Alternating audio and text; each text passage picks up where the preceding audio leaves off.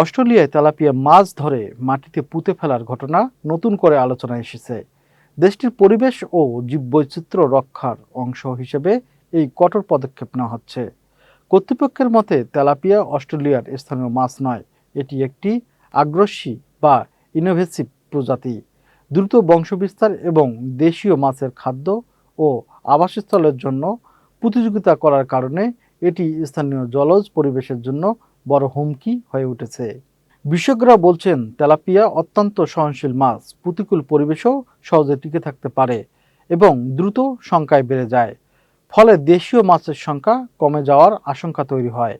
এ কারণেই অস্ট্রেলিয়ার বিভিন্ন অঞ্চলে তেলাপিয়া ধরা হলেও সেগুলো আবার পানিতে ছেড়ে দেওয়া আইনত নিষিদ্ধ। অনেক ক্ষেত্রে মাছগুলো ধ্বংস করে নিরাপদভাবে মাটিতে পুঁতে ফেলা বা ল্যান্ডফিলে পাঠানো হয়, যাতে নতুন করে বিস্তার ঘটতে না পারে।